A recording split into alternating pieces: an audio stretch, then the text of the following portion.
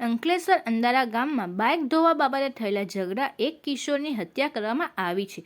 Cricket ground નજીક બનેલી આ ઘટનામાં કિશોરને મારવા આવતા ફેફસા અને છાતીમાં ગંભીર ઈજાઓ થઈ હતી, જેના કારણે તેનું મોત નીપજ્યું હતું. પોલીસે આ મામલે ગણતરીના કલાકોમાં 2 આરોપીની ધરપકડ કરી છે.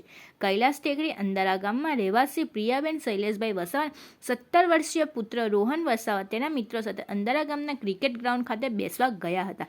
આ દરમિયાન તેમના મિત્ર નિલેશ મુકેશ વસાવાના મોબાઈલ ફોન પરથી રોહનનો ફોન આવ્યો હતો કે જેમાં તેને પોતાના ફોન તૂટી ગયો હોવાની તેને લઈ જવાનું કહ્યું હતું. થોડા સમય બાદ રોહનના મિત્રો તેને બેહોશ હાલતમાં બાઇક પર ફળિયામાં લઈ આવ્યા હતા.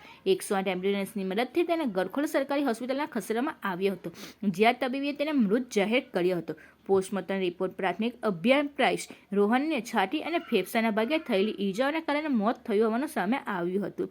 પોલીસ તપાસ સામે આવ્યું કે રોહન વસાવાને તેના મિત્ર સાહિલ ગણપત વસાવા અને નિલેશ દિનેશ વસાવાએ બાઇક ધોવા બાબતે ઝઘડો કરી છાતી અને પેટના ભાગે માર માર્યો હતો, જેના કારણે તેનું મોત થયું હતું. અંકલેશ્વર બી ડિવિઝન પોલીસે હત્યાનો ગુનો નોંધી સાહિલ અને નિલેશ વસાવાની ધરપકડ કરી કાયદેસરની કાર્યવાહી હાથ ધરી છે.